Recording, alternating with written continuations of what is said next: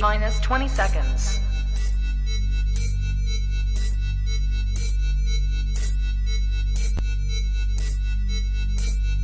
10, 9, 8, 7, 6, 5, 4, 3, 2, 1, 0.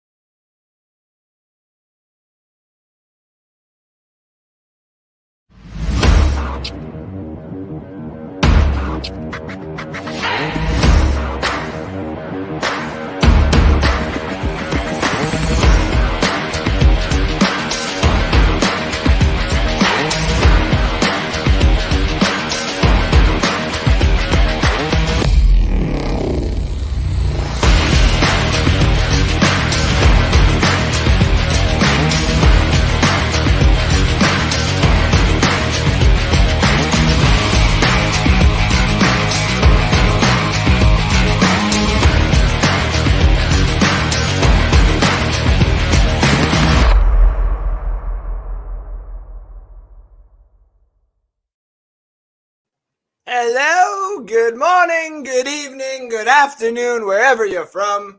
Welcome to the Cheap Seats. I am your host, Andrew Faubert, here in what some may call hell in Canada. We're burning. We're literally we're not on fire yet, which is probably soon to come, but like flipping hell, it is hot. Okay. It is like 32 degrees, which I believe is 90 or 89 in American weather. So it's tearing up my province and my crop and everything. My cucumbers are dying. And I tried to grow tomatoes. Those are dying. They're all overheating. We're dying up here in Canada. But you don't need to hear me complain about how much heat that we have here. Some of you are probably dealing with like 45 and are like, what the hell is he crying about? This is Canada! At least that's where I am. Wherever you are, you're tuning in to the Cheap Seats. Again, I am your host, Andrew Faubert, here to show you a lot of fun stuff, especially here today. So make sure you like and pound that share button and also the like button. And also follow me at Twitter, at Andrew Faubert. Or you can follow the sports one at North Sports Dynasty, which is also the other show I do, which is on every Saturday. I had this prepared. Boom. Every Saturday. Check it out. 11 a.m. Mountain Time, 1 p.m. Eastern Time for tips and tricks on winning your upcoming fantasy football leagues. That's right. Me and my co-host, Alex Loosemore, who is also live on Thursdays, will give you all the information that you're going to need to win your championships this upcoming season, or at least get to the championships. I'll admit myself, I haven't won the championship. Won 2 last year, but not the big ones that I wanted. But I got to the big game, and Alvin Kamara tore my apart. So make sure to have Alvin Kamara on your team. Today, ladies and gentlemen, got some fun stuff for you. We got throwbacks. They are coming. Yes, the throwbacks are coming. Not these ones. No, not these throwbacks that you all are familiar with, but these throwbacks. Woo! Those creamsicles. God, I cannot wait to spend over thousands of dollars on getting a lot of those jerseys. I tried to get the creamsicle as well for the show. Change it up from orange to creamsicle. I know it's basically the same thing. It's a different blend. Okay, I tried. Don't come at me. And we're also going to be talking about why this is actually good for the young fans. Not necessarily me. I'm not that young. I'm 30 years old. But we're talking about the people a little bit younger. Okay, so we'll get into that. Also, super stadiums, which is something that me and another guy that is in the lobby here, and I'll bring him in here in a couple of minutes, talked about. Super stadiums. What the hell are those, and what the heck can they do to save your teams? Not necessarily your football teams, but your other teams that you love in your communities. And we're also going to bring in the Miscreants, which one of them I'll actually bring in a little bit sooner than I thought. Sorry, let me get this in here so he can help with the conversation on it. Mr. Mackle, how are we doing tonight? Well, you just shocked me, man. I wasn't ready. I do. Listen, my wife says that to me all the time. So Easy there, cowboy. he wasn't ready. I know. I'm sorry. We're gonna be talking about throwbacks. So to everybody's enjoyment, they're going to be able to see some of these throwbacks that I have. So obviously we got the creamsicles, the many different variations of the creamsicles. God, I love those. Look at that Steve jerseys. DeBerg. Steve DeBerg. Yeah, see, I made sure you were happy. I know you'll probably be disappointed in this one, but that's a Josh guy. I know. We'll stick with this one, don't worry. So yeah, that's kind of what we're talking about today is the throwbacks. But to show everybody else, before we get into the Bucs throwbacks here, I wanted to show everybody who's tuning in right now. Which, by the way, drop some comments in there a little bit. Sorry, show that you're alive. Sorry, it's a Sunday. I literally just got here. I've been cleaning, taking care of the kids. Totally forgot what time it is, and was like, shit, I'm gonna have to get here. And then apparently, there was news about to break, but I heard, like, I went on Twitter and I didn't see anything. I was like, I was watching. I don't even know. Apparently, SportsCenter is saying something big was possibly going to happen in sports. So stay tuned. And I was like, okay. So I got it on SportsCenter just in case. And it's a Dodgers and Cubs game, 6-1. All that fun stuff. Look at some of these throwbacks, Mr. Matt Colson. First of all, we'll bring in Tom Brady. There he is. There he is. Stupid Pete the Patriot or whatever the hell they called that guy. Hey, we can't be going at the Pete the Patriot, or we're gonna start having all the fans start coming at Bucko Bruce. Well, look here, man. Bucko Bruce went to the playoffs and won a couple of times. That Patriot guy, in my life, I think it was 85. I was gonna say it's overshadowed by the great 85 Bears defense. Yes. Yeah, it got smoked. Absolutely overshadowed is too nice. They got smoked. I tried to be respectable, you know. The only thing that was wrong with that game is they didn't give Walter Payton a touchdown. That was the most disrespectful thing I ever saw. Not everybody can just receive touchdowns when they need it to, though. When you're down on the 2, you don't need to give it to defensive player. I know. I could agree with that. Here's the Eagles. Yeah, I don't know who that would be. Some of these jerseys or some of these pictures will be a little fuzzy. They obviously didn't crop very well. I apologize for that. That's not Randall Cunningham. That's what's his name? It's Kuhn or something like that. Khan. He played a little bit for the Eagles. It wasn't too bad. I hate Star Wars. I'm sorry. Star Trek, dude. I know that's the joke. That's the joke. Let me see who that is. I'm going to look that up. Number 4. Yeah, it's number 4 for the Eagles there. Back when they had their throwbacks. But that green, it's just a simple green with white, and it's just the Eagles on the helmet. I do love it. Speaking of love it, damn, look at those jerseys. Some of these right there. Some of these jerseys. Awesome. Some of these jerseys, my friend, it's going to kill me not to not have them.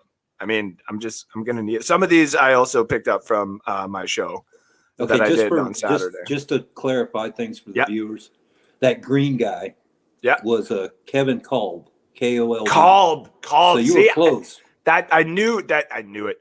He made such an impression on me. I've never heard of the guy. I knew he fantasy football. That's the thing is he had a couple of really good fantasy football games for me when I started getting into it. So I see. There you go. That's the ones right there. There's those bumblebees. I like those. I like them a lot. Those prison Pittsburgh jerseys with the old scoreboard little card thing coming down. You know. Yep. Like to have it. They used to have at Fenway Park where you went in there and hung a sheet up for another number. Yeah. I do like these, though. As much as they are our division rivals, I do like these Falcon throwbacks. Oh, I think Matt is frozen. Yes, he froze, but it's okay. We will we'll see if he comes back here.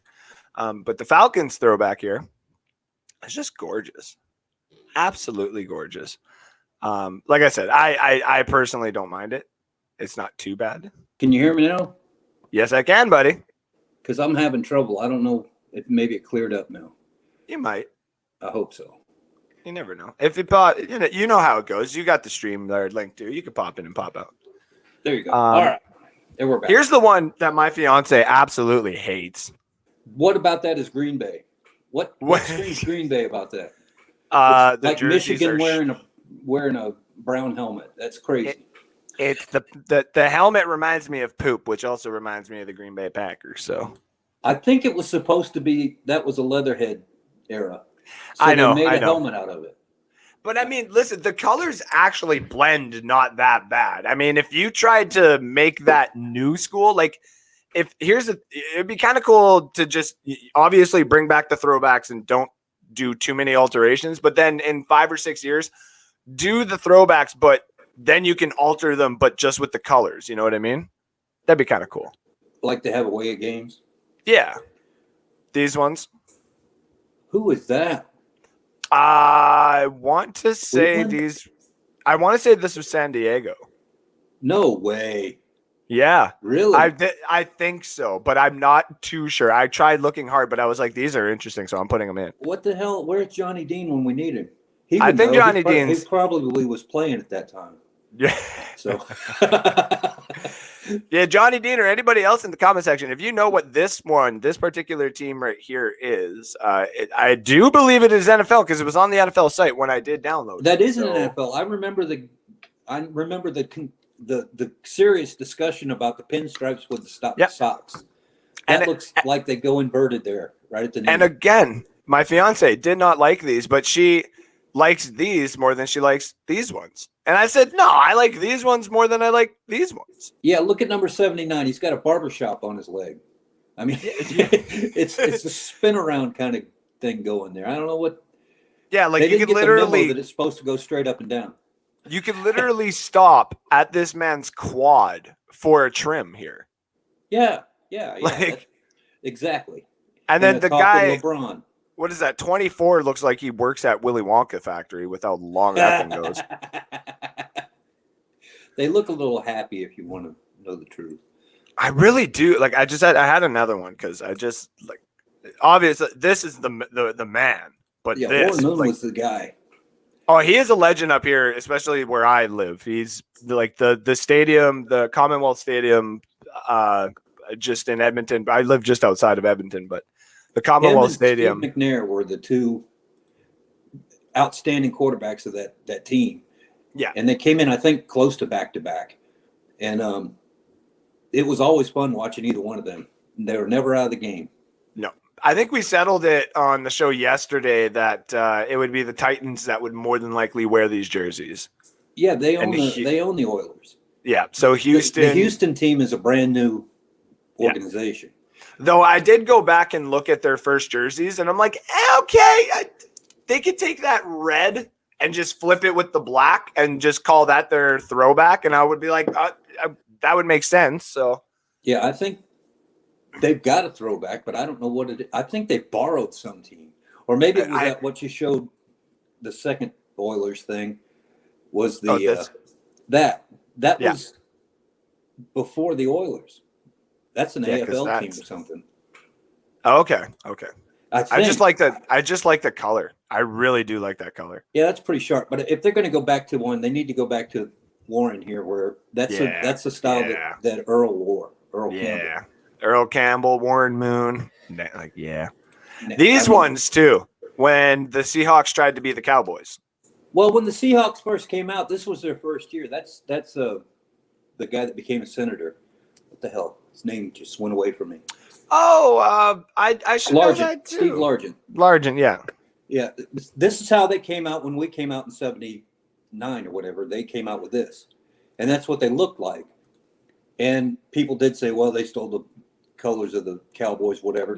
But no, we didn't. Purple. No, we didn't. Blue.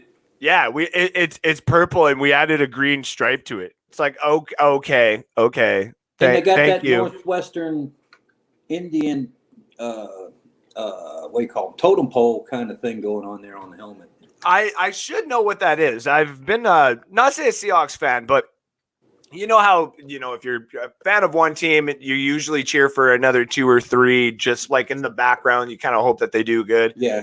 Houston and Seattle were always my two, I guess you would say. Maybe not so much anymore Houston. The organization and the ownership has kind of really ruined that for me. I think I've kind of moved towards the Bills on that. But Seattle, their colors have never been too bad. Like, here's the other one. Right. And that was still the same era.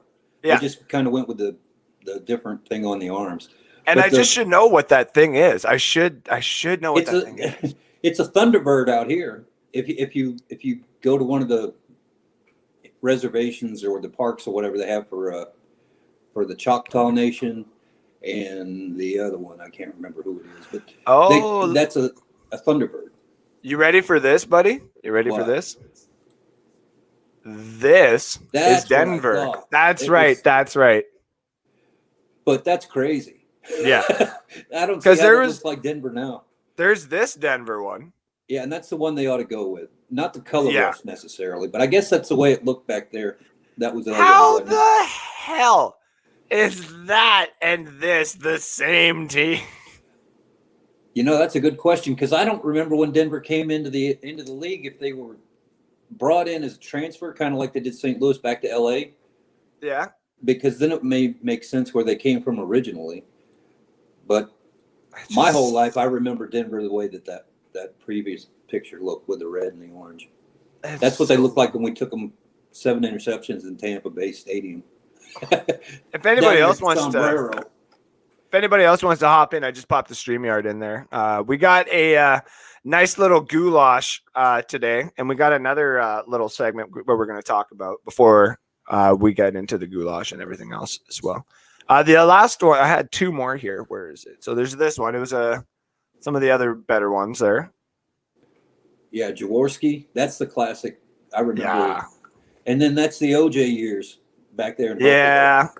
You know, when they did the top 100 team or whatever it is that Bill Belichick and everybody did, when they threw OJ in there, like I was like, listen, if we're just taking all the criminal stuff and we're putting those type of stuff in, then all of a sudden you're putting Pete Rose in the MLB up there in the top. Damn it. Yeah. Pete Rose should be. Don't open that door too far. I'm just going to say, and there's a lot of people that agree with me on that. He messed himself up by lying. Yes, he did. But when you look at the Hall of Fame, what it's supposed to be about, and this is the same argument for OJ. Mm-hmm. When I was a kid, OJ Simpson was Superman. Yeah, my family had a freaking house full of people in that Jets game at the end of the year when he broke 2,000. It was like a major deal. And I remember that day as vivid as anything I can remember because it was that special. And then I did a book report on him and talked about my greatest hero in football, and I got an A on that. And then 20 years later, I'm watching him on TV talking about cutting his wife's neck off, which is, I mean, yeah, that's a deal buster, man. But he's already in the Hall of Fame, and he's in there on his merit, not on his activities after the stuff. Which if that's the case, you could do the same thing to LT. Yeah, he was a freaking Hoover. And he picks up prostitutes and underage women and carries them across state lines because he doesn't realize if you go from two miles into the other state to pick some girl up in a casino or whatever and then take her home and you live in the next state over, that's a major federal that's a federal thing. That's a federal thing. Yeah. And they he stayed in. So all these guys have from the era of the hero worship, they didn't talk about bad things back in the 70s. You didn't do that. He was a great guy. He could play ball. Look at him. He gets up. He broke his leg in half. Oh, they put a splint on it. He's back out there. My God, that guy's a Superman. They don't do that anymore. Now they take the off season to call all the attorneys and attorney generals in different states to see if there's anything going on they can talk about. Now, talking about heroes and heroes of the 70s, someone who's finally came in to check out his old show here, Mr. Rick Hughes. Oh, dear God. Am I allowed back on? Is it okay? Of course you are allowed back on, my friend. How have you been?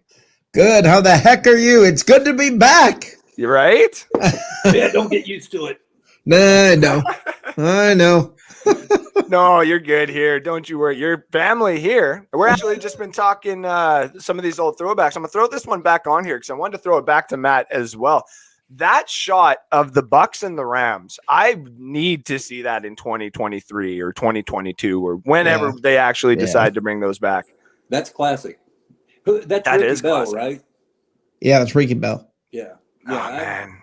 That was back in the day. Yep. When we sucked so bad, but we were great. Yep. We worked the first. And then the last one I had here, the Chargers do got to bring. I mean, it's not necessarily a throwback, but I do like the way that they had it set up a few years ago. So that was the most popular jersey that I can remember from that time. Everybody had one of those. That was I love numbers on helmets. Yeah. I like that too. Yeah, please bring it back. Like put a logo on. That's why. Wasn't there another one that I saw up here that had that? Yeah, I think it was the Now We Know Denver one. Yeah. Did you see this, Rick? This is Denver. Yep. I had. I actually thought it was. Yeah, we thought it was San Diego for. Yeah, I was going to say it's the San Diego Padres uniform. Oh yeah, right? Yeah, that is true. Yeah. With the barbershop socks. I don't mind them.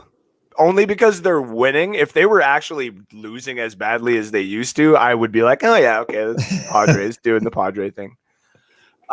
So before we get into the next one here, I want to go through the comments, make sure everybody is all caught up. Oh, you need to ban that guy. Just like on my show on Saturday, actually, I made a specific one for that. Places not to visit in Canada. Y'all can just read that while I go through everything else. Johnny Dean, simmer down. Head smashed in buffalo jump. Yeah. Still my favorite. I know, right? Well, second favorite, but there is no way Matt from Oklahoma doesn't own a musket. I don't. Mama taught me the only gun you need for home defense is an over-under dove gun with buckshot. You don't have to get real close, and you don't have to get real accurate. We don't have guns in Canada. I don't know what you're saying. No. Okay, so I got a question, and this is a genuine question. Of course.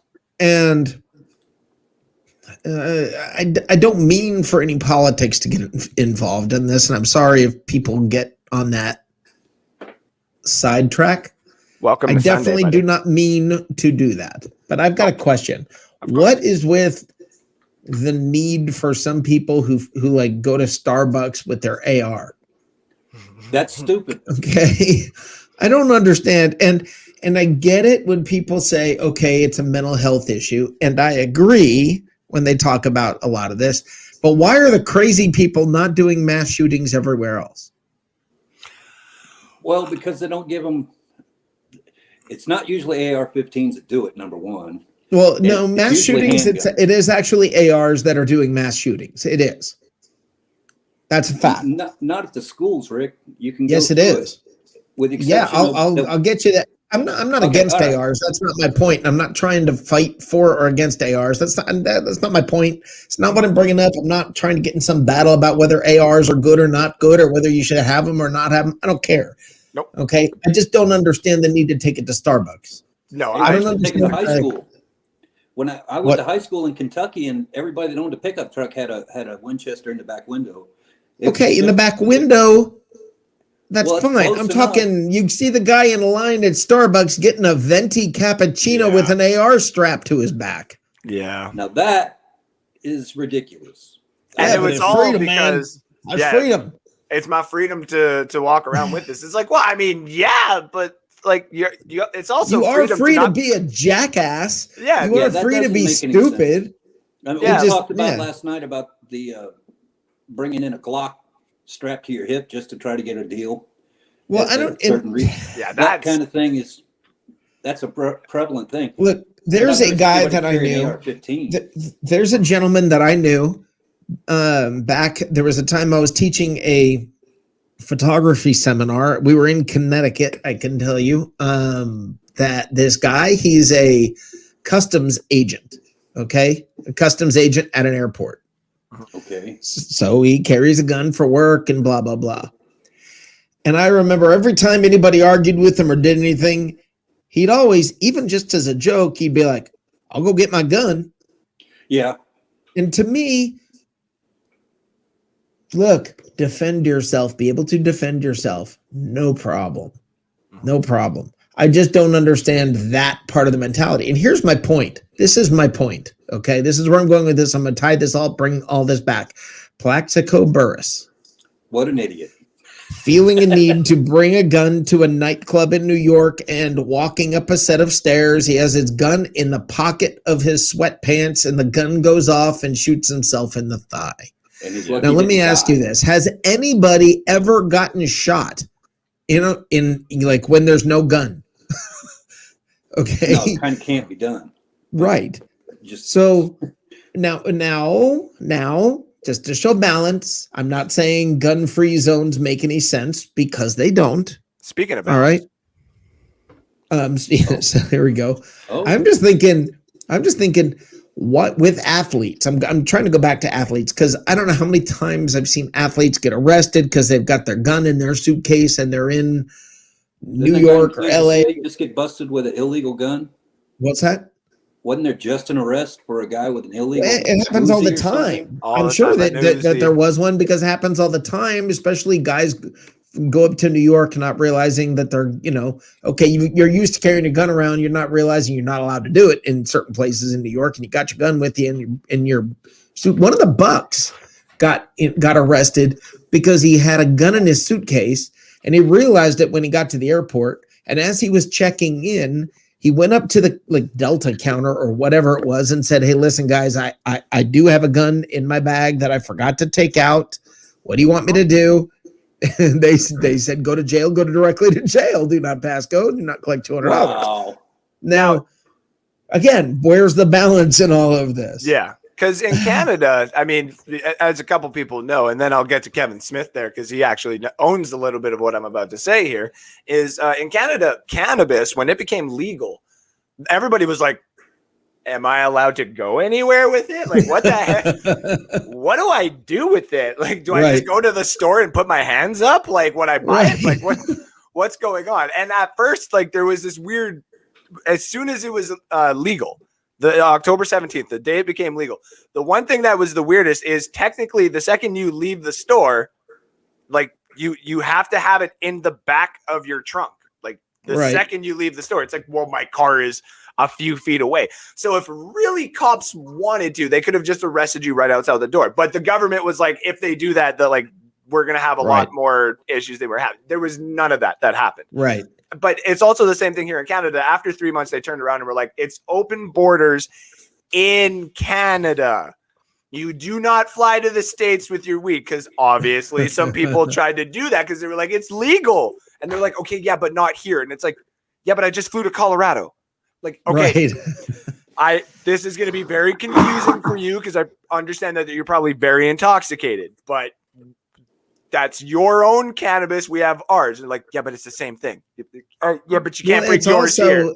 Also, the weird thing about it is, I know if you, let's say you're flying from one state where it's legal in the U.S. to another state in the legal, that it's legal in the U.S. When you go through security, you are no longer on state territory. Once you go through security in an airport, you are no longer in that state. You are in federal territory. And that's still a class. And it's still illegal federally. Major. Right. So, but if you look it up on the TSA website, what happens is they will not, if they're searching through your bag, if you have something that is, I don't care, an edible, a cookie, okay? If it doesn't say, but the brownie doesn't say that it has THC in it, they're not going to say a word. They're not going to do anything. They're not going to bring dogs in to sniff your brownies. They're not going to do any of that. It's just a matter of whether or not it's obvious. They are trying to stop people with guns. It says this flat out on the website. Okay, they're basically saying, be smart.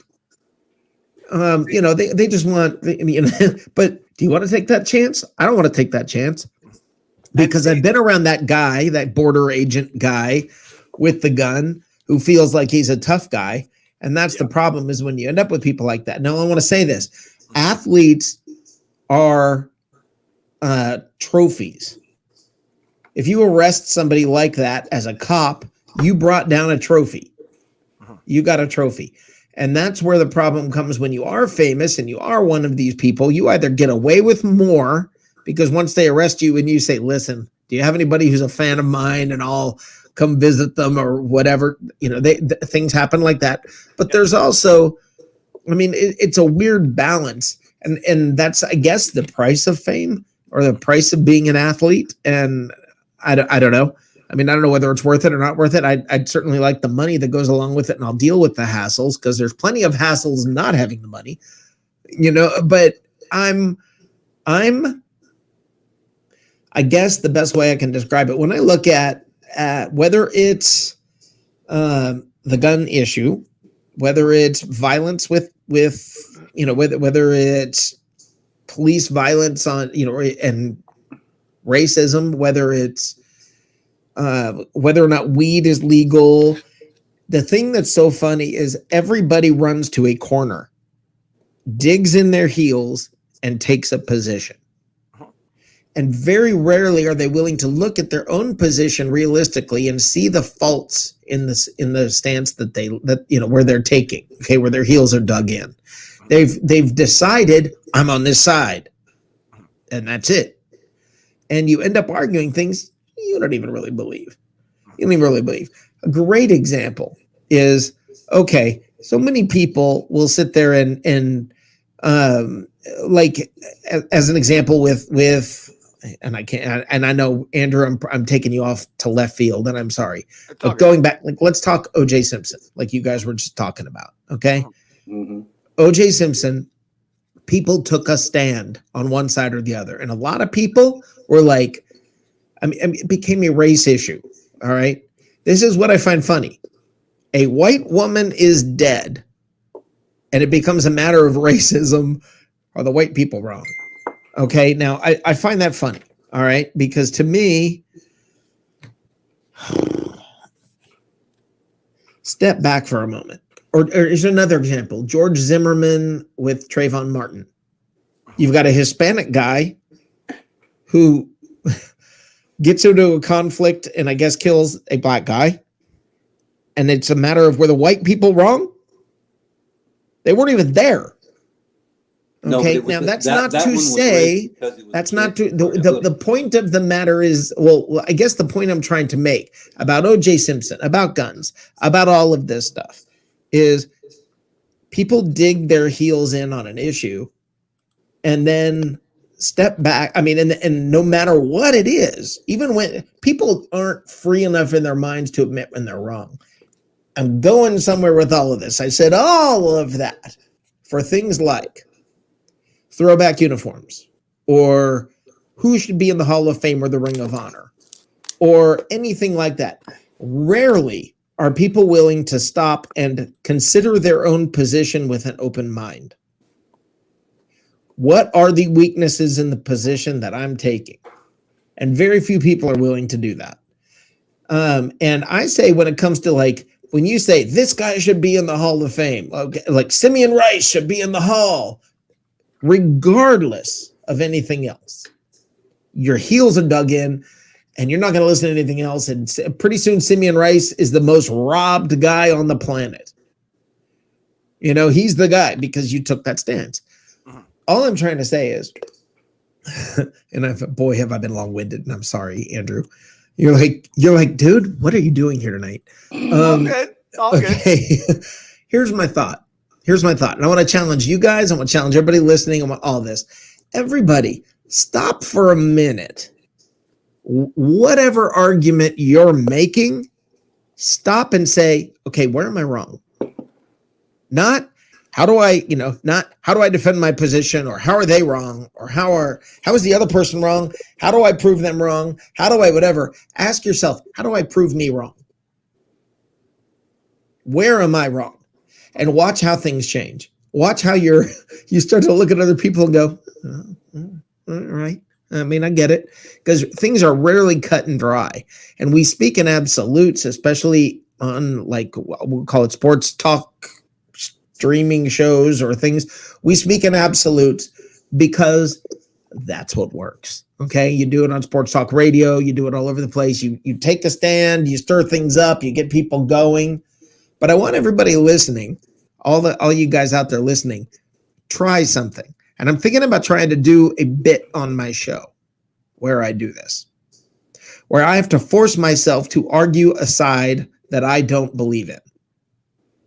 Okay. Which means pick a position or pick a subject matter. I won't even know what it is in advance. Okay. Someone, maybe Matt, will bring up an issue. Right? Should James Wilder be in the Hall or be in the Ring of Honor? Ring of Honor. Then I have to argue both positions vehemently, like I believe it. Okay? I have to argue one segment, go to a break, come back and argue the other side. And argue them equally fervently both sides. Someone's gonna make you say Jameis Winston deserves to be in the Ring of Honor, and that one's gonna break the internet. Well, no, it's got to be but it's a good challenge. Idea. It's a good challenge to you to learn how to think more objectively and more openly, and to consider the weaknesses in your position, because every position, whether it's your position on guns, whether it's your position on politics, whether it's your position on who should be in the Hall or who should be in the ring, if somebody is taking a different position, it's not like there's no truth in what they're saying, but we just fight whatever they say. And stop being so tribal. So I'm going to do, and you know what would be fun, Andrew, is for you and I to maybe at some point we could start, whether it's on your show, we can do it here. We can do it on one of my shows where we debate each other, but we have to argue sides we don't believe. I like that idea, actually. Yeah, it's convincingly. It's basically Skip and Shannon and stuff like that too. Yeah, go ahead, dude. I'm having internet problems. That's okay. I know you'll probably. I'll be right back. He'll be right back. I am going to go through the comment section here quick too, because I've got a bunch. Sorry, I went off on that. You're probably thinking, no. Yeah. No. My whole thing on guns is way different here in Canada, because like one in every 20 people have one, and nobody gets to carry them in public. So all the gun violence that I see that usually happens down south, I'm just like, why don't you guys just leave your guns at home? Solves the problem. Like, you're caught in public with a gun. Oh well. Sort of, because but it's not that there's no truth to. Then the bad guy's the only guy running around with a gun. There is truth to that. Exactly. So I don't know. I mean, it's not going to be an easy solution, because you can't say nobody carry guns, because there's so many guns out there here in the U.S. Somebody's going to have them. So exactly. It's not that easy. Hans Gruber said, "I make a great Kolb salad." That was to the Kolb. I can't remember his first name. I have it sitting there. I was like, Kane. What the hell is his name? And we got Matt back in here. Matt, how's your innie? I don't know. It just doesn't. Oh, you have an Audi? That's okay. Yeah. I had one yesterday. The same thing happened during Rick's show. No. I could hear two people. I saw four people's mouth moving, and I could only hear half the conversation they were having with other people, because when I was talking, they didn't recognize it. So I'm thinking I got to do a reset. Yep. But what I was going to bring up on what Rick was just saying earlier, the thing that I believe is true, and it has to do with the Plaxico Burress, and it has to do a little bit with Jameis and some of these idiot things that people done in pro sports. You learn everything you know about life at the kitchen table. And if you're from a family who has never had somebody finish college, and they're a blue-collar guy, and they work 20 hours a day, and they do what they're supposed to do, and they come home and you go to church on Sunday and Wednesday, you learn a certain way to live. If you don't have a parent, you learn a certain way to live. If you're surrounded by drug dealers, you learn a certain way to live. And then when you get out of that environment and you go out in the real world, you're unequipped. And I'm speaking from a position of understanding here. That the world's different. You and me both, buddy. That's why you see that? Identify, or you have to adjust so that you can work and make things happen. And the inadequacies that you have to be willing to say this is a problem and try to change it. Right. What a lot of people do, Plaxico Burress, in his case, those guys in the NFL, this is a great generalization. I'm going to piss somebody off, but a lot of those guys have never seen money in their life. Right. A lot of those guys are using the same brain that they used on Saturday night in high school. Yep. And that brain is stupid. But nobody has ever, because of the fact that they're pristine athletes and it's the Aaron Hernandez kind of thing. No matter what they did in college, somebody covered it up because he was winning games on Saturday. And they're making tons of money off of him. So when he got out of college and he got in the NFL, he was still a number 1 draft pick. So he got the same kind of treatment until he got out in the world that wasn't encapsulated around the NFL. Right. And he does something stupid, but to him, like Mike Vick, there was nothing wrong with it. And that's just from the conditioning that you have. So you have to do 2 things, I think. Number 1, I'm a pretty box-headed kind of guy, but I have a view on things from getting to know people and working in different environments and things like that, where I'm not necessarily in agreement, but I have an understanding. Does that make sense? You're right. Okay, so that's what I'm trying to say is you can't – these guys in the NFL and the NBA and Major League Baseball that have been brought to this high part of life where they're superstars, they still have that base that they go back to, and it ends up being well, they're still humans. They're still humans. If anybody's ever had a family member maybe that struggles with addiction, for instance, then how in the world could you hate Josh Gordon? Right. For the struggling he's going through? I don't have a problem with what his problem is. I have a problem that he hasn't been able to fix it. But I also understand that because my mother was a narcotics detective and I've been around the block with those guys. Right. But like, for instance, I had a family member recently die from alcoholism. Okay. They wanted to stop. They wanted to stop. And the body doesn't let them. Or the body doesn't, their brain doesn't for whatever reason. Mm-hmm. Whether, I mean, they have that addictive gene, whatever it is that causes it. Like me, I don't have that. I'm blessed. I'm lucky, but I've seen it in family members, more than one, that have it. And you can't look at, like, I look at Josh Gordon at it. I mean, oh my God, it's like it breaks my heart. Yeah. The poor guy wants to stop. That was like Kerry Collins was the same way. Yeah, remember him? People like to say things like, stupid athlete, he blew millions. Yeah. But he didn't want to. It's not like he sat there and is thinking with this clear mind like you feel like you're thinking and is making decisions. He has forces driving him, things pulling at him, things happening internally in him, physiological, biological, all kinds of things that are happening that he can't help it. No, he can't. And I mean, it breaks my heart for Josh Gordon. And everybody who says, kick him out of the league. Why do you want to stop a man from earning a living? Like that's going to solve a problem. Football is not the reason he struggles with this stuff. No. So why are you trying to take it away from him? Well, you had the same philosophy with Darryl Strawberry and Dwight. It's exactly right. Dwight, it's exactly right. Gooden. Yeah, Doc Gooden. I think they did a disservice to Strawberry by letting him keep coming back without. You think they did? What's that? Because he kept struggling afterwards. So I don't know that they did a disservice. That money and he only knew one way to live. And so what are you going to make him broke? You think that's the solution? Make the guy broke? Like broke people aren't on drugs? No, but I don't think you sign him to a new $24 million contract either. No. I think you take and say, look, you got a problem. Now, back in that time when they were popular, the stuff wasn't the way it is today. I'll give them that. They didn't have the tools to work with. There was no toolbox like they have today. Right. But what they had to work with was better than what he was living.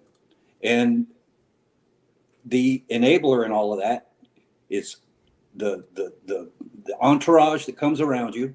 They're old friends from way back in daycare and the fools that are spending all your money. Yeah.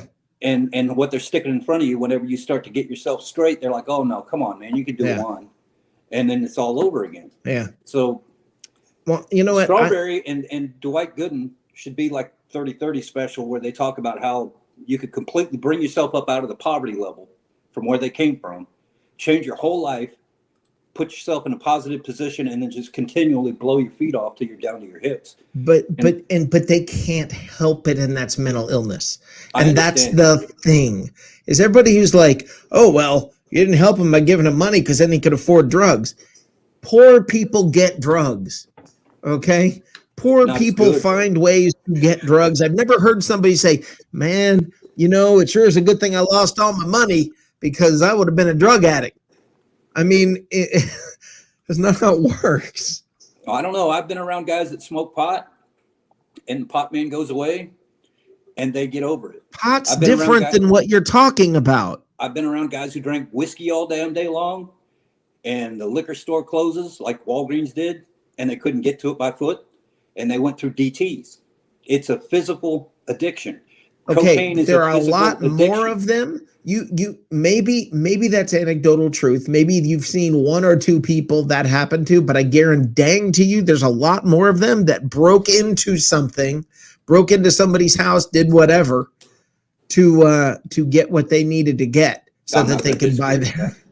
I knew a guy that did that too. Yeah. And I had my house broken into.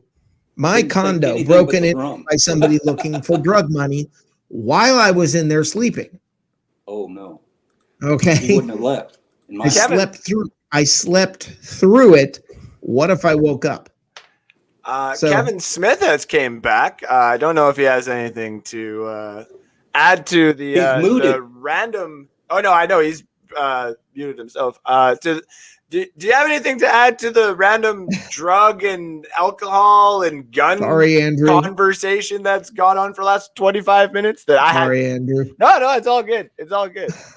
He's still muted, so I'm assuming he's just going to be here for the goulash. Stupid Bucs fans say. Well, no, I'm not. We were just gonna, you're staying at least for that. I gotta stay for a few minutes for this. Yeah, for the goulash. Let's do it. Which is a new segment of basically all the stuff of stupid fans, stupid shit Buck fans say. Then there's this, the thing is, all that kind of stuff. So we start off with how did that get in there? Wow. So Sean go back. I wasn't quite sure what was happening there. What do you mean? Sorry, guys. I don't know how being a vampire. I'm not sure how that got in there. I'm sorry. Sean Payton, go out there and injure them, but don't make it too obvious. Saints players. Oh, Lord. That's American History X if I've ever seen it. Right wow. Yeah. Wow. Figured. Actually, no, I'm going to leave that one for last. This one you guys will like here. Look at me. No. I'm a Jets fan now. Yeah. Just kidding. Go Vegas. Lightning in 4. Oh, that's nice. That's excellent. Yes. Look at me. Matt, just for you, to infinity and the bong. There you go. I knew that guy. I think he went number 12 in the freaking second round or something. Speaking of Josh Gordon. Josh Gordon, right? Where was that other one here? There it is. Let's go to this one next. We were really 2 years off from seeing one of the best offensive duos ever. Could you imagine those two guys together? That's what I'm saying. Yeah. And imagine if Culpepper was still throwing around too. Yeah. Wow. I mean, that would have been something. Mm-hmm. Yeah. Those throwback jerseys are going to be nice too.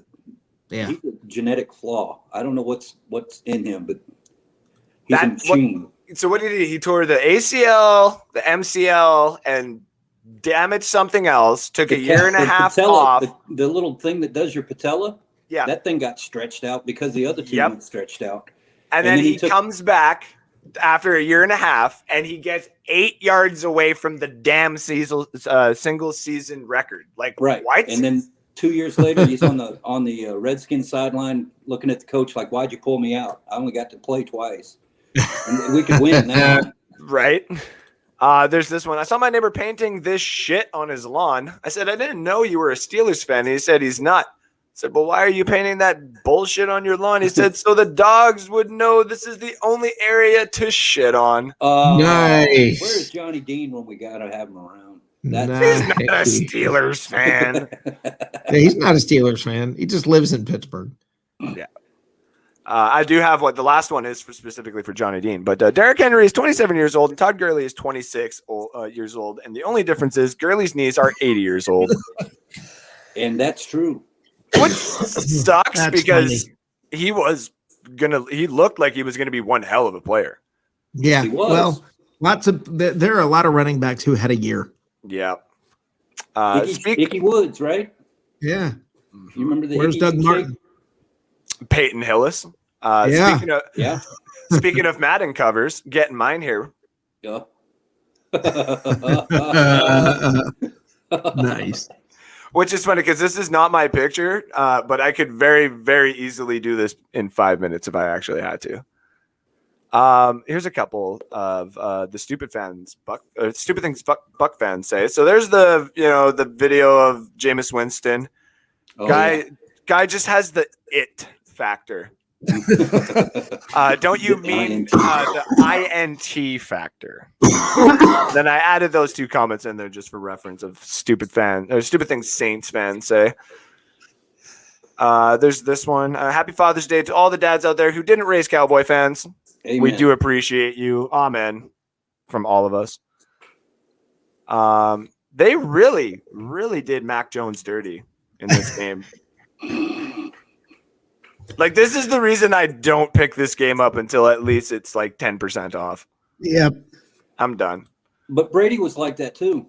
He started his first 2 years, he was like 55 and 59. That's and then the hilarious. year that he came in and started winning, he went straight up to 89 or 90. Greatest of all time, and he started like that. That's awesome. Yeah. Josh Allen made a huge jump from year 2 to 3. The jump is actually Stephon Diggs. You can believe it. Nice. Listen, if he didn't have the Minnesota Miracle on his squad, I don't know if he would necessarily be as destructive as he is right now. What a great moment in sports. I did love that. I really did. Still one of my favorite calls. Yep. These ones were sent in by the dude. Nausea Coliseum, also known simply as Nassau. Nassau is a multi-purpose indoor arena, blah, blah, blah, blah, blah, east limits of the New York, Queens, and is also next to the Meadows Parkway. It has served as the home of the NHL's New York Islanders, who are owned by Scott Malkin, John Ledecky, and the Tampa Bay Lightning.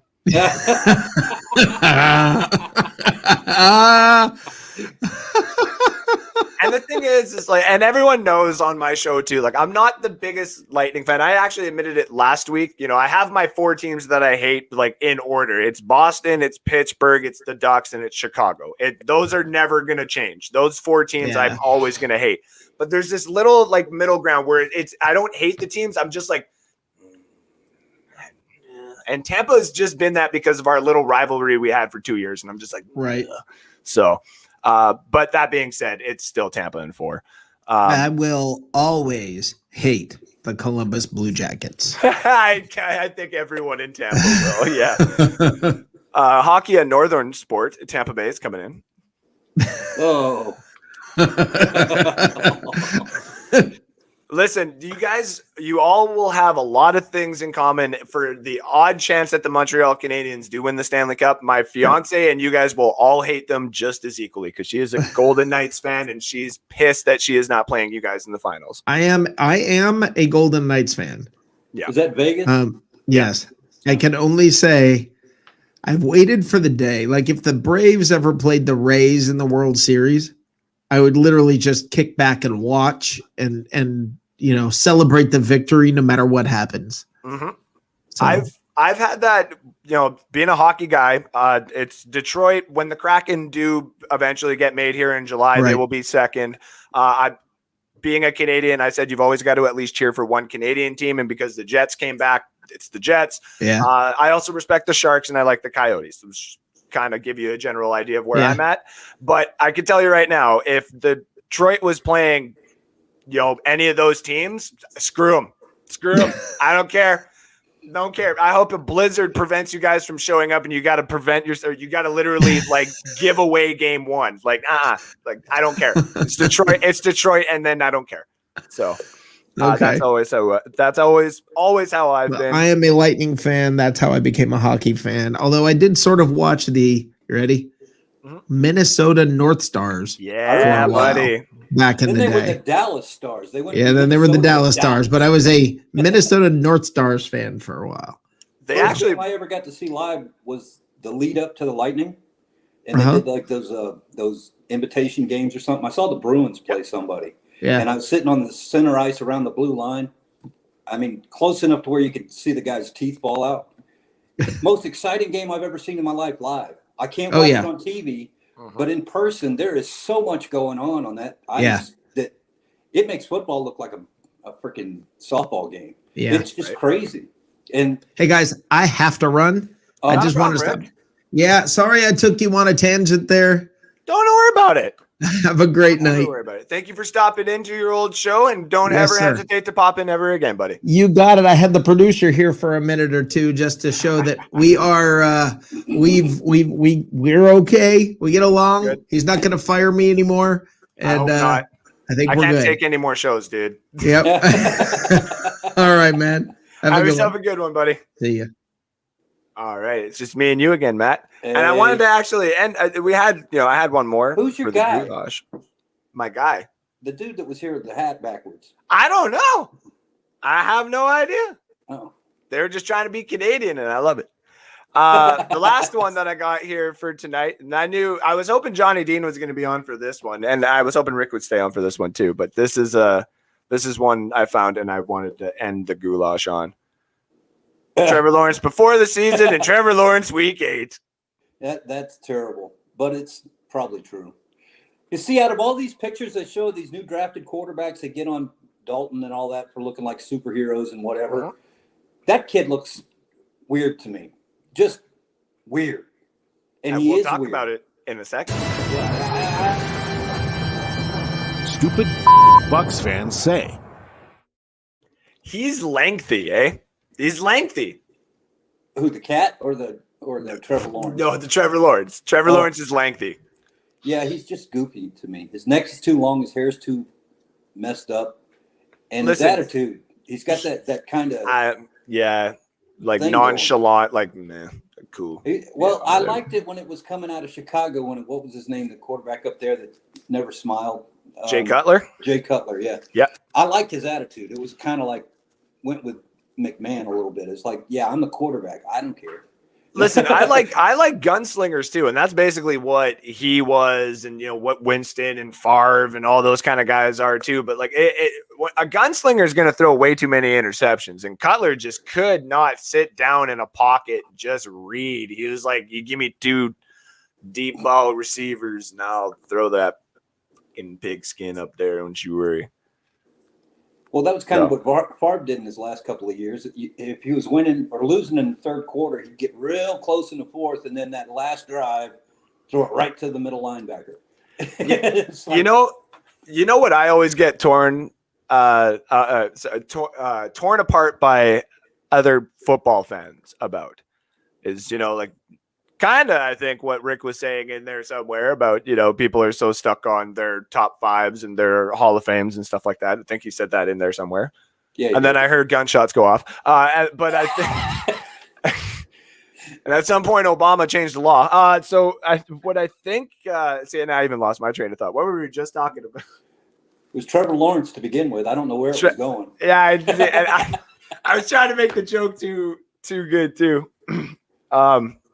Yeah, I don't even know where I was going with that. No, Trevor Lawrence, he does look weird. He's not the first year. He's not going to do too well. I think the second year he will. He's never lost a game in his life from Pee Wee. No. Okay, I actually bet. Like, I don't want to give it away, but do you remember when Jacksonville won Week 1 last year against the Colts, and everybody was like, "What the was that? Man, the Jaguars aren't getting anyone this year. What? The Jaguars are supposed to be tanking. How is this so rude?" Like, we're all very confused. Like, guys, aren't you trying to be relevant?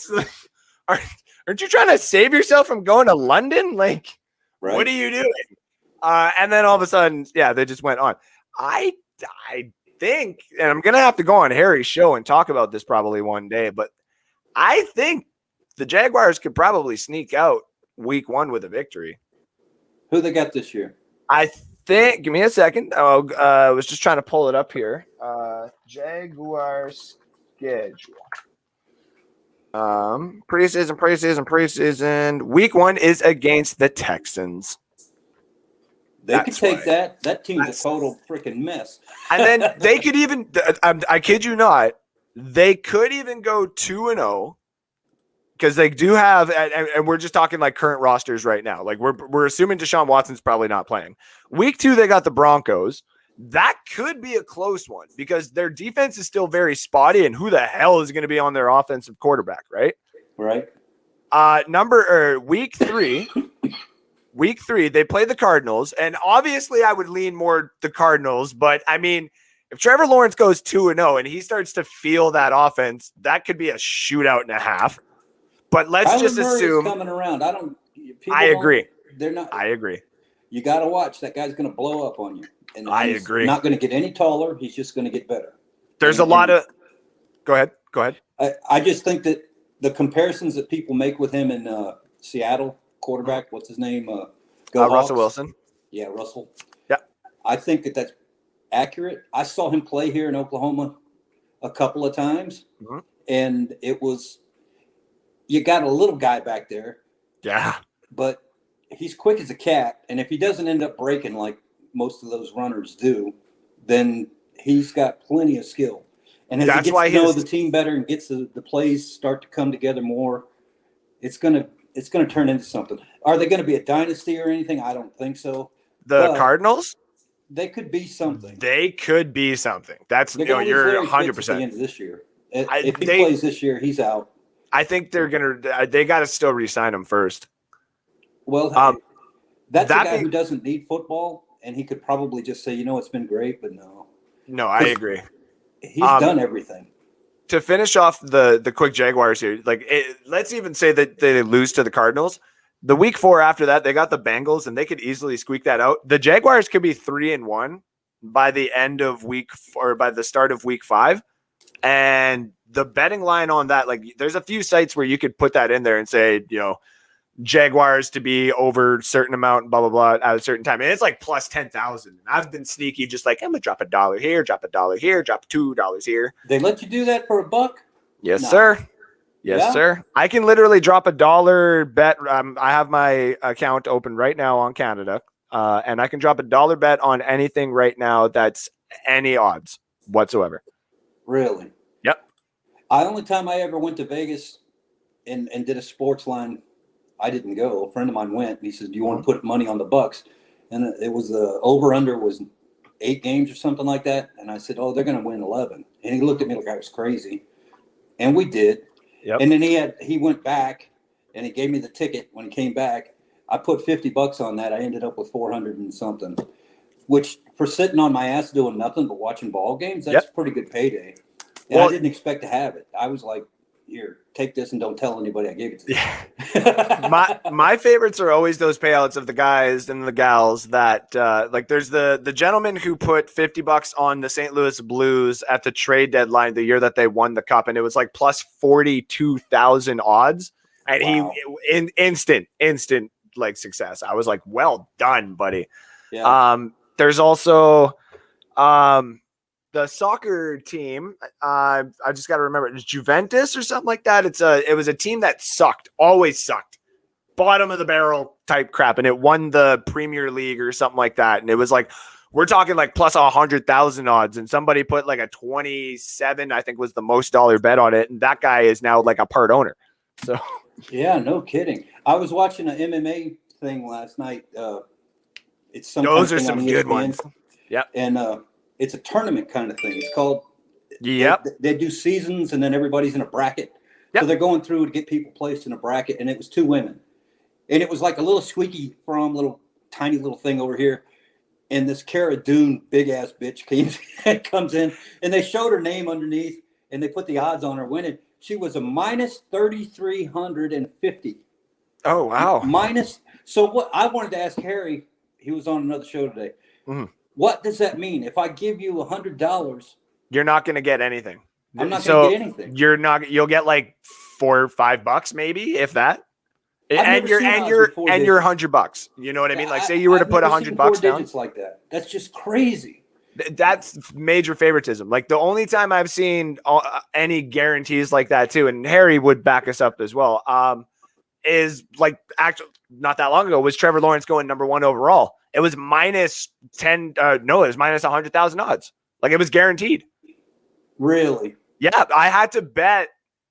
If my math is correct, and again, if Harry, you're out there, if I think I had to bet like $1,000 to win $1 off of that dude. That's crazy. Yeah. And the thing is that the odds were dead on because she came out and took about 2 swings and put that other girl out. Oh, and it was over. You know, they didn't even get a sweat going, for God's sakes. The Holly Holm fight against Ronda Rousey, that one won me a fair bit of cash because I was like, look at that chick. She's going to knock Holly there to knock Ronda the hell out. And she did. Yeah, that was before she'd ever been beaten. Yeah. She was like the female Mike Tyson there for a while, and she started to believe. And she got way too cocky. Yeah. And then they figured out you hit her in the jaw and she falls over. Prison Break Unis, I like him. If you like him, go do a crime in Texas.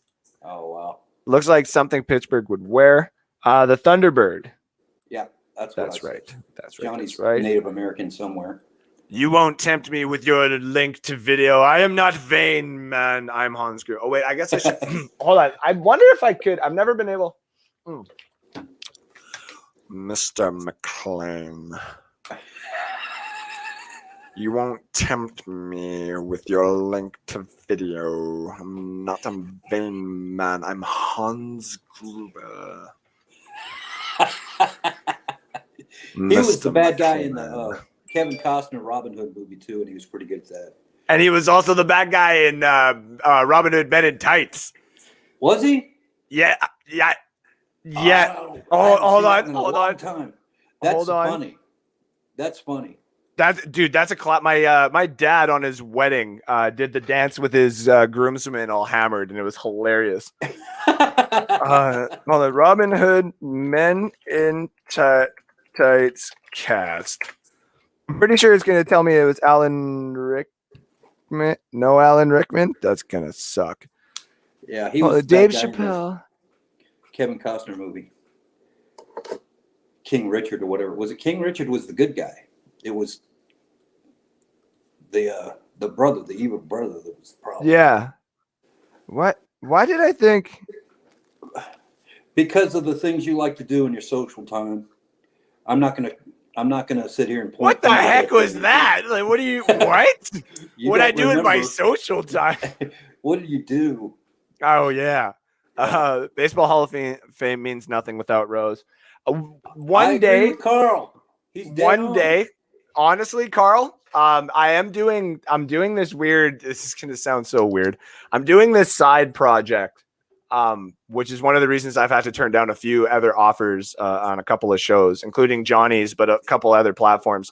I'm trying to make a comedy show that it would be like a 22-minute thing that would pop up once a week for like 8 episodes.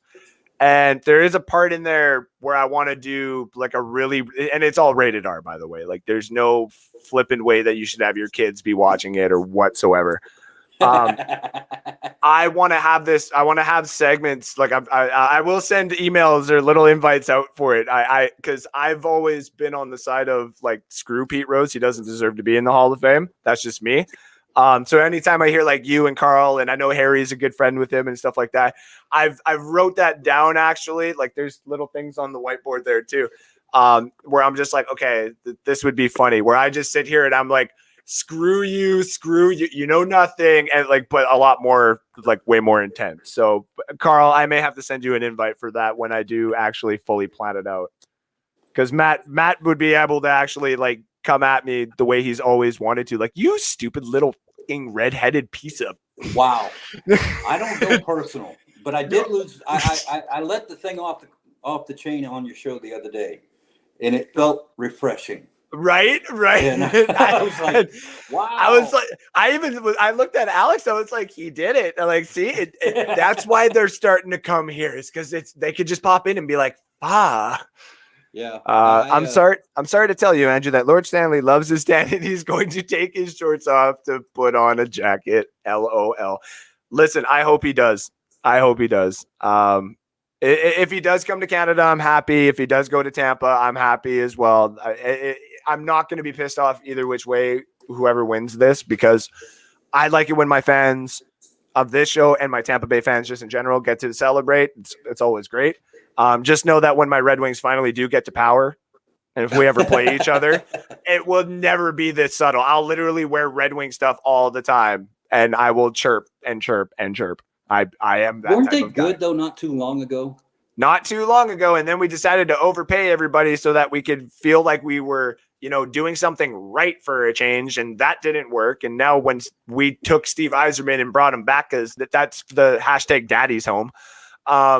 When we brought Steve Yzerman home, he basically said, "Yeah, this rebuild's going to take like 5 or 6 years." And I'm like, "Thank you, finally, somebody fucking said it." Like 5 or 6 years. And, Could you dude, imagine Buccaneers fans if a coach came out and said right at the beginning, I'm not going to be able to put this together tomorrow. It's going to take at least 5 years. See, but my the contract's thing is, for 5, so that's how long I'm going to be here. At least with the NHL though, like the cap hit and stuff like that, we spent like $39 million on players who are not playing in the NHL. And then for some odd reason, that GM was a great hire to be for the Oilers, where the best hockey player in NHL plays right now, and they're going to run him. And they're running him to the ground where he wants to be traded. But that's a different topic. Wow. Matt is a master of run-on sentences. That's because I think as I speak, and it's stream of consciousness, which is a problem, and they have pills for it, but I haven't taken mine tonight. So Andrew is lying. They have guns in Canada. They have grizzlies there. You're damn right. We got grizzlies here. I actually found out recently that me and I call her the pretty lady. Because if anybody knows, actually we had Kevin Smith here earlier. He wasn't talking, which was great, which goes to the character. But Kevin Smith movie, Jay and Silent Bob, he calls his girlfriend in there pretty lady boo boo kitty. Yeah. And that's literally like I could pull her up in my phone right now, and that's her name. Give me a second. I'll even do it just to prove, because someone will say it in the chat and be like, I doubt that. Like, no, it's right there. Whoa. Pretty lady boo boo kitty F. That's funny. Yeah. That's my fiance. Thank you very much. I am not lying. We do have guns up here. And then we're not going to talk about this too much because I did transition away from it. And AR-15s are not the most used guns in mass shootings. 9Ms are people carry their guns around to promote the Second Amendment. The Second Amendment, in my opinion, is the right to bear arms. That's what it says, right? So but you walk around with bare arms. No. Where does it say that you can walk around with a gun, Matt? It says the right to bear arms. If anything, the right for a bear's arms have more rights than you with a gun, because you're it's written Canadian, down. You'll never understand this unless you take the time to read the whole thing. The right to bear arms is like the title. I know. And then there's a little paragraph afterwards that kind of says what it's for, that we should be able to break out and get ourselves together with guns and stuff to overthrow the government if there is a need to. And they cannot stand that in federal the whole nobody would. Nobody would if you're in power. I could understand that as an outsider in Canada. But what the reason is for the Second Amendment is so that if the cops and the military are able to carry ARs or AKs or whatever they can, we should be able to buy at least the equal to that. Now that old man Biden said the other day, well, I guess that also means you should be able to buy F-16s and tanks and whatever. And he was being a smartass. Nobody's saying that. The reason they put that in there was in case England ever came back, we wanted to be able to call everybody and say, hey, we got to go knock this down. And they grab their muskets and run. If they take the guns away and you don't have the right to own them, then the only people in control are either the criminals or the government, and you can't let that happen. That's the reason behind the whole thing. And if I did a run-on sentence, Mr. Gruber, I'm sorry. I mean, I do understand, but I mean, like here in Canada, technically, like unless you sign up and unless you're one of my, really extreme friends there who just bought all the guns because he wants some money and he was just like, I'm never leaving my house. It's like, yeah, I kind of figured. Oh boy. Those people scare me. Yeah, but that's what happens when you allow them to buy guns. Well, I lived in an apartment complex where we had this knucklehead maintenance man. What level of education do you need to have to be an apartment maintenance man? It's not much. No. He comes over and he shows me on his phone, this is what I bought this weekend. And he clicks open the phone. Yep. There's 12 AR-15s in a rack. Yep. I bought them all this weekend at a gun show. Cost me $5,000. I'm like, well, goody for you, but it's just you and your wife out on your 40 acres, right? Yes. Yeah. So what the hell are you going to do with the rest of them? Then you end up with that guy like in Vegas that took the corner room in the hotel and brought every gun in the county up there and set up a shotgun or a sniper pit. Or like in Canada where they decided to go rampant in Nova Scotia. Guy painted a car. And they won't talk. They don't like to talk about it. There's no more. We got more. Never mind. But there's the guy painted up a car to look exactly like an RCMP car, and he shot up 4 different little towns, and we got like 50. I don't even know how many people that passed away, but like it didn't get enough media because our prime minister was like, we don't want to talk about it. We're just literally gonna ban all the guns. And I was like, okay, here's the problem. You don't ban the guns. The guy that did it had guns, right? Oh, well, his thing too. The one thing that did scare me was he was trained. I think he was military or something like that. I mean, someone will eventually get me on that. But he parked over after he had done one town, and they got a security camera at a gas station, and it's just him, like just loading it up all calm. And I was like, yeah, that part to me is why I in my opinion, I'm on the opposite side, but I also, I don't get too heated on it. I think the guns should this is going to sound bad, should be left to say like the criminals and stuff like that and the government, because if the government, say with the guns, is just necessarily police and the military and stuff like that, they're meant to protect, right? Right. And serve, which is a lot difficult to do in a lot of days society. That's a different conversation. Now, the criminals, why do I say that? Because criminals do criminal activities. So the only thing that they're going to be shooting at is more than likely, and half the time, themselves, the cops, which the cops are more trained than the criminals and stuff like that, than to the innocent people who they would try to do that to, right? If you try to do that in broad daylight, in Canada, it doesn't usually work as well because there is the proven mentality that if you do eliminate it from public's eye, it doesn't exist, right? Yeah. People just have different they don't use guns to get the same objective. They don't use ammunition to do the same thing, right? Like it does get it's a touchy subject, and I know a lot of people are probably going to be. I did see some of the comments too when Rick was going on, and I was trying to keep nice composed a little bit too because I was like, I just don't understand, right? But it is what it is. I understand. We have the 2 different mentalities, right? But but that's the difference between your country's and yours. And that's what I was talking about earlier about you learn everything you have in your value system off the kitchen table. So in your neighborhood, they talk about guns like you're not supposed to have them. In our neighborhood in Oklahoma, you better have 5. And that's just what people learn. The last thing I wanted to do here, and perfect, we got Tampa Bay Ray popping up here in a second. I was just going to ask him about guns.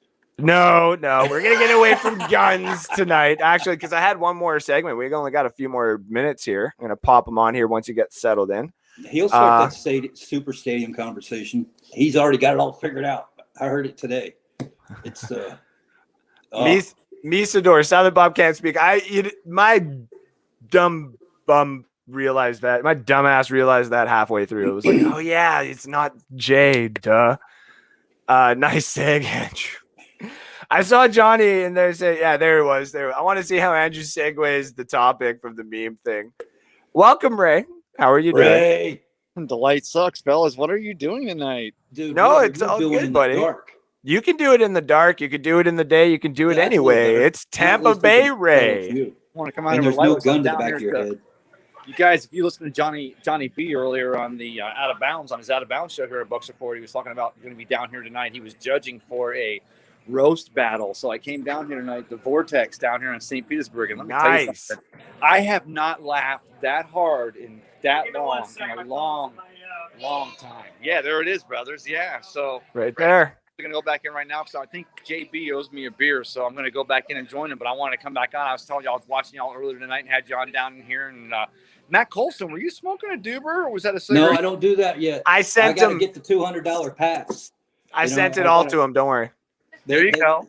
They're going to have. I'm going to a doctor, Ray. Honestly, I'm going to a doctor for my hand. I got a tendon issue right here. Hey, wait, no, Matt. No, I'm sure you're going to a doctor. But Andrew, thanks for hooking Matt up before any of us down here in Florida. We appreciate it. I mean, hey, I cannot confirm nor deny that the care package comes at Christmas, but yeah. You guys are going to have one great Christmas party. Don't you worry. Christmas trees. So anyway, I'm going to get the card here in Matt, about 6 weeks. What I love about Matt is Matt's got that football knowledge, but he's like that grandfather who just discovered marijuana for the first time. He's like, everything's great. Everything's proper. The trees are coming in green this year. You don't know me all that well, Mr. Ray. I know. I had a reputation back in my day down in your neck of the woods. I could see that. I could tell that. I did. I could smell that from here, Matt. You know what they say about the preacher's daughter? It's kind of the same way about the narcotic detective's son. I just knew everybody you stayed away from. Oh, Matt, you're famous. You've got 2 priors. They're still looking for you. You've actually got an outstanding warrant down here in Pinellas County. So just when you do come I wouldn't doubt it. I would not doubt it one bit. I did some damage on Clearwater Beach. I did some damage in Treasure Island. I did some damage on Madeira Beach. That was my neighborhood. And I think I got arrested once, and I got out and didn't ever go back. And I don't. That was the arrest though with the neighbor's dog. That wasn't the arrest to deal with the drugs. Though. No, that was when I introduced myself to pygmy goats. I'll have to talk to you about that one day. Pygmy goats are fantastic friends. You can get everything in the world from them. Oh, dear God. Speaking of pygmy goats, how is Patrick Mahomes going to do this year? I was actually going to say, Mr. Tampa Bay Ray, the Batman erotica is my favorite. Did you happen to see this picture earlier? Oh, my God. Oh, sorry. Hello. I know. I just wanted to make sure that everybody, like, I'm a DC guy, and, I just don't like it when people say that, Batman doesn't do certain things. Like, there's 3 things y'all need to know, okay? First of all, happy Pride Month. Batman and the Joker, there's a love relationship there. And if you don't believe me, go read a flipping comic. Hey, and bury the lead. I think now we know why the butler always wants to stay back in the Batcave, because it looks pretty damn inviting. Yeah, right? Wow. Number 2. This is going down a track I don't want to follow. Number 2. After in the comics, and this is just me, number 2, after a certain amount of comics that you've made with Batman, you really should have just either injected him with some sort of super serum so that he could actually make it look realistic that he's, helping Superman out in anything. Because it really, after a while, it just was ridiculous. And number 3, don't ever tell me that Batman doesn't eat out. Oh, my goodness. Okay, don't you ever tell me. Yo, Andrew, on that one, I'm out of here, brother. I'll talk to you guys soon. You have yourself a good one, Ray. Take care, Matt. Say hi to Johnny. And to all you guys out there, if you want to see Johnny B, there are the shows right there. I'm assuming what day is it today? He's at 27th. I'm assuming he is nowhere on here. That's not, he's at a roast that he does. That's right. Yeah. It's not part of his regular routine. It's something he does on a special. I would love to do a roast. I've actually required and I've already paid off the right people to do this. But my reception when I get married, there's a certain point where the kids go and it's just a straight up roast. Everybody who's been a close friend of mine gets at least 4 to 5 minutes, and you just roast, buddy. Just go. And I don't care because hey, when you get your medical card, you're smoking on my show. Honestly, I'm gonna look into that. I get a discount because of my age. Let me check with the boss too. Yeah, make sure he's okay with it. Share, comment, and like everybody. Speaking of stressed out, where's the sausage guy? I think his name was Johnny. Oh my God. Oh, this one though. This one. Montreal isn't a city for winners. Listen here. 24 Stanley Cups says otherwise. I thought Montreal was the champion city there when I was growing up. That's what I'm saying. 24 Stanley Cups. Andrew, if Tampa Bay wins, it could be considered a win for Canada since Florida is a Canadian refuge state. There are as many Canadians and Floridians. Yeah, in a few years. More. Yeah, I'm a fifth generation Floridian. There aren't people like me in Florida anymore. You're gonna have me there pretty soon. That's crazy. It's about to lose some games. Yes, Jags can beat the Texans. I know Johnny said they can go 0-4. I would laugh my ass off if the Jags lose to Tyrod Taylor in the first game. I agree. Could end the first quarter of the season 3-1. I agree, Misador. That's kind of what I was saying. And if you can, that's exactly what you were saying. In fact, he stole your line. And you know what? If they played well enough, they probably could go 4-0. Like if they got the right scheme going against the Cardinals, they probably could. But I think the Cardinals, like Matt was saying too, I'm on that pretty hard. I do think the Cardinals are going to take the next step because last year when I said they were, Buffalo's in that league too. Buffalo's going to be somebody here real quick, and in a couple of 3 years, you're looking at Carolina. Rick's going to move, and they're going to go great. They're going to go straight to the stars. Yeah, you won't be able to see a champion team here. Johnny Dean, I think they could go 0-4 also. I do also think that is a possibility. The Jaguars offense, though, has the right talent. Like in fantasy, like for dynasty, I actually made a trade. I need to get a bench spot out of the way as well because I made a different trade. But I ended up grabbing Marvin Jones today and a different player. And now I got Laviska Shenault and Marvin Jones. So I do have obviously the veteran that came in and he's going to see some targets, but I do have Laviska Shenault, who is going to be their utility player as well. So I do have the two offensive players that everybody is kind of getting after for the Jags because I do have faith in the offense when it does start going that's going to be good. That defense needs some flipping help though. Man, do you know who I am? Yes, I do know who you are. Andrew's show is extremely liberating. I wouldn't say it's very liberal, but damn. No, I'm just kidding. Montreal is full of beautiful women. It's a beautiful hockey city. Those two go together? What? I thought hockey towns were full of guys with no teeth and women who were pregnant. No, buddy. Listen, I do make fun of the French. My last name is technically Quebec French. It is Faubert. Okay. Mm-hmm. They go like Faubert or whatever, or like Faubert. And I'm like, okay, don't roll the T, please. That just sounds really weird. And they all go Faubert. And I'm like, stop. But the one thing I will admit, and this is like kind of known around the world, Montreal has beautiful women. Like French women in the city of Montreal are very beautiful. It's like going, what do you want me to do? The whole Wolf of Wall Street line here? Like, Dad. No, man. I mean, like tribbles on the pits. That scares the hell out of me. I don't want to ever see that. No, they ain't got no hair there, bro. This is 2021, man. They don't do that no more. Damn it, Andrew! I told you about saying Red Wings. Shit, now I have the flashbacks again. I doubt that. Political conversations are like assholes. They all stink. This is true. Okay. All right. Well, we can tell we kind of lost our audience right about there. Oh, buddy, I saw the drop. It went to like I saw the drop. I was like, oh man, I don't know what to do. Like, do you really think armed citizens can overthrow the government backed by the largest military in the world? That's a special kind of American entitlement. It's not a question of if they can. It's a question of, are we able to at least defend ourselves? No, we're not going to be able to beat 500,000 armed National Guardmen coming in through airdrops from freaking aerial helicopters with guns on them. We can't beat that. But that's the point. Don't take away my ability to at least shoot at you. Jesus, Matt. That's the whole point. Listen, you piss me off. I at least want the ability to shoot back at you. That's basically the mentality of it. I mean, I'm not saying it's right or wrong necessarily. How about drop the guns and go fight each other with fists? Like, geez, man. It's like that. Do you remember that movie, Dancing with Wolves? Oh, buddy, it's a favorite of mine. Remember that opening scene when they're having the little little battle across the cornfield, and he wants to die, so he jumps on a horse and goes back and forth. The guy he's talking to in the trench there says, seems like the general up there on that hill and the general up on that hill could get together somewhere and have a card game and figure this out over a pair of twos or whatever the hell it is, something to do with play poker and get it over with. Instead, we got to kill each other. And that sums it up to me. If you're arguing, I love this. Speaking of firearms, you see that pass Brady threw to Miller on the door on the Packers? Oh yeah. Yeah, I saw that. Something like that. Did Andrew Faubert say Publix? Pub sub. I don't know what a Publix is. I'm sorry.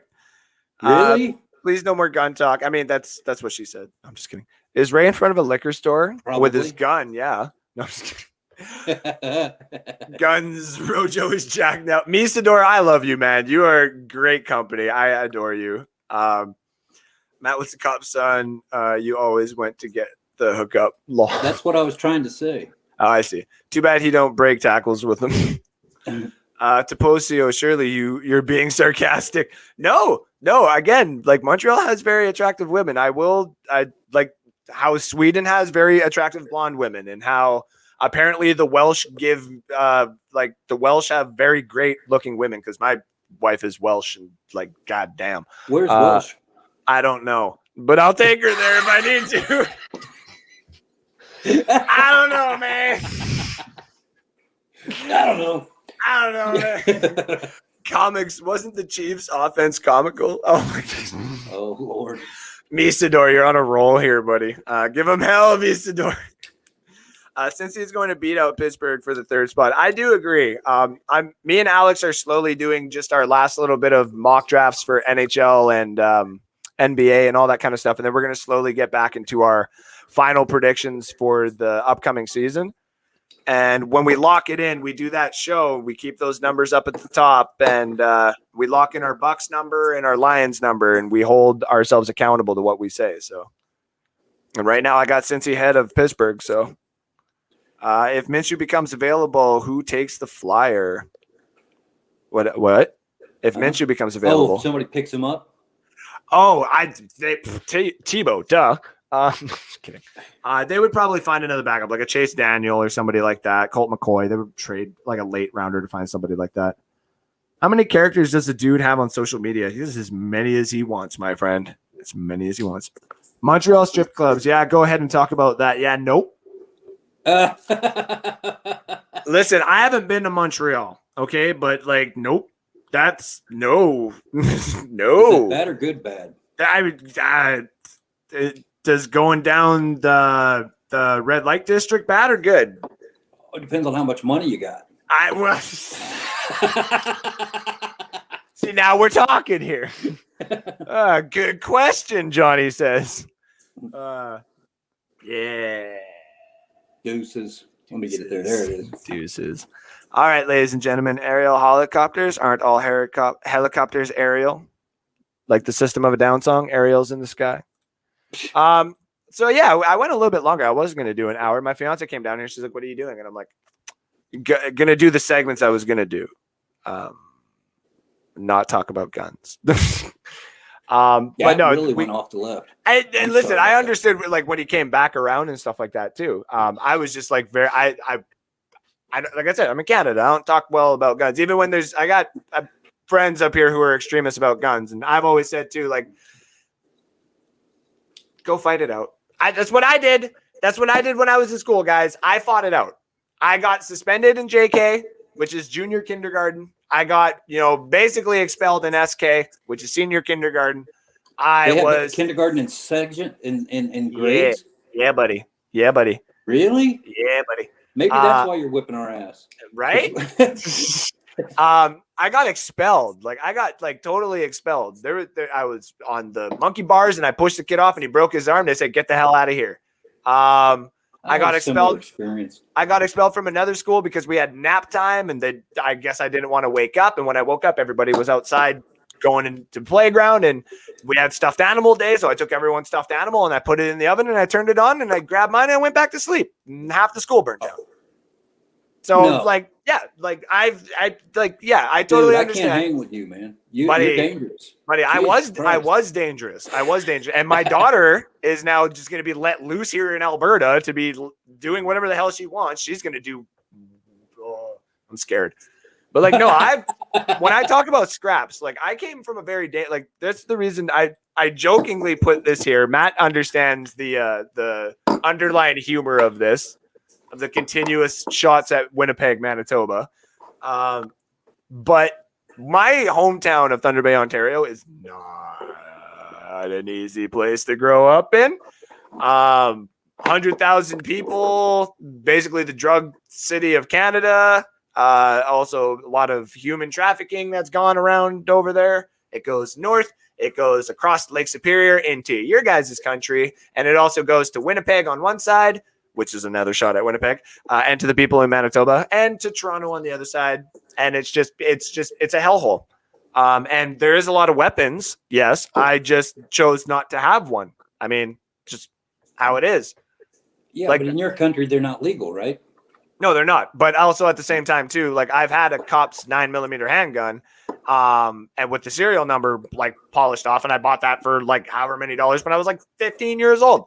And I got one little round on it, and I went out to my buddy's backyard and I unleashed it, and I like felt the power, I guess you could say, of it. And I was like, I don't ever want to do this again unless I'm hunting. Like, what the hell? Like this, I do not deserve this power, because then it's just me. But like, I would never actually be that. But like, it'd be like, hey, do you want some? Like, so, but that's just me. But to end this show, Hans Gruber. Americans will have an AR-15 strapped to their shoulder while arguing with the store clerk that he won't wear a mask. Yeah, I know. That's the damn truth. I think that's kind of what Rick was alluding to there earlier. A redhead in a fight. Shocker, right? Listen, I did some damage, okay? But I also got damaged. So, Matt, tell everybody where they can find you. I'm one of them people that's on everything and has no real purpose. I'm like Paul Lynde on the Hollywood Squares. If I'm in there, I'm there. I'm just there. So anything on Bucs Report, you may find me. That's basically all there is to it. But next time I'm scheduled, I think, is going to be Monday night, when I have to dress right and be proper and speak in full sentences, because I'm going to be on the Bucs Report with Rick Hughes. And then Wednesday, I think. And that's Harry, the Greek. Uh-huh. And then Friday, Saturday, and Sunday, for some reason, I end up on the same track. So you never know where you're going to find me. But you won't find me on Facebook. You won't find me on Twitter. And you won't find me on the ticker talker thingy. I don't do that. I'll put you on this ticker down here. Don't you worry. All right, buddy. Thanks for popping on. I'll see you next weekend. Fun. I still want to talk about the super stadiums, so keep that on a bookmark. Yes, we are going to talk about super stadiums, and I got a couple other things bookmarked for next weekend for you, buddy. Great. You guys have a good night. Yeah, buddy. You too. All right, ladies and gentlemen. It's just me and you again. David Mosher, thank you for popping in. Something I will never understand is why Canada is against Americans having guns, because if you all ever get invaded, who are y'all going to turn to? If y'all going to be like, hey, America, bring up your guns right up here. I mean, that's a good point. I mean, but also at the same time, too, I don't think it's going to sound dumb. Canada has done a great job of being the guys who go and clean up a lot of, the top 5 countries in the world's messes from things that they do in other countries with their big guns and stuff like that. And we have actually gotten a lot of praise for that. So we have this beautiful, it's like a card. It's like you grab this card and it's like, all right, if Russia or China or whoever decided to invade and stuff like that, we just pull out the card and we ask for help. And guess what? Americans will come to our help. We're not asking for guns. We're asking for your guns. I don't need a gun. You guys with guns is totally fine with me. I got no problems with all of you, say, like walking around with guns or whatever, but it is what it is. Politics got brought up today, right? I'll not say defend myself. Nope. My country does what my country does. So, but yeah, next weekend, ladies and gentlemen, we are going to bring up the super stadiums idea. So be tuned for that. That was a big one that I wanted to bring up, but my time is out. It's actually gone a little bit over than what I wanted to. But this has been fun. You guys have been amazing. Thank you guys for tuning in. This show is awesome. And you, the fans, are awesome. Carl, great show, Andrew. No, man, thank you for tuning in, as always.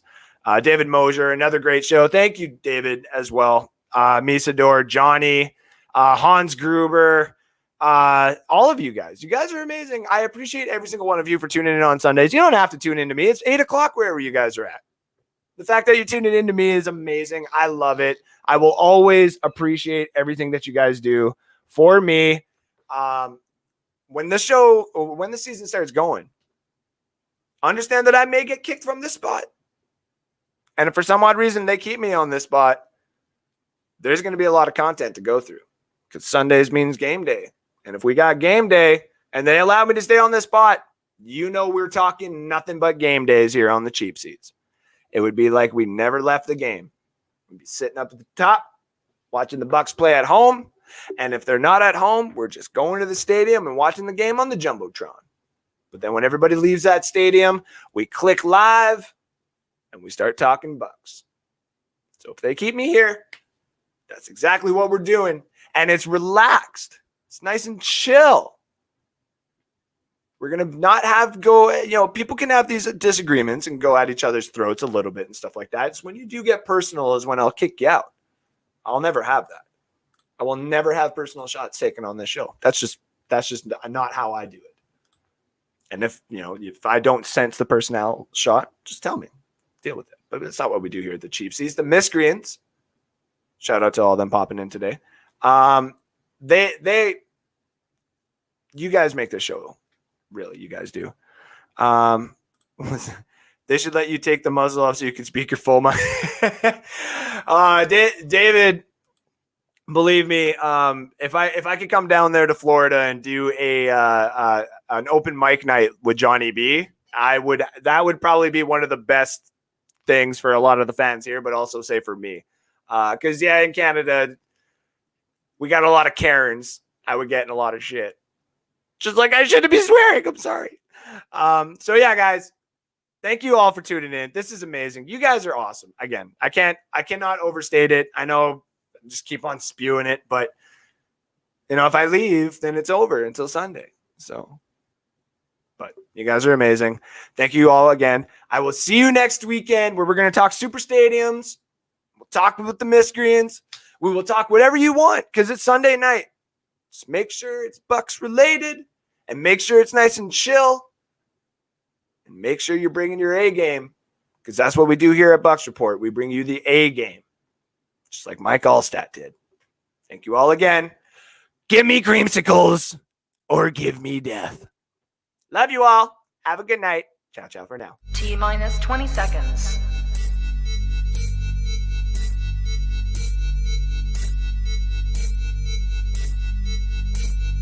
10, 9, 8, 7, 6, 5, 4, 3, 2, 1, 0.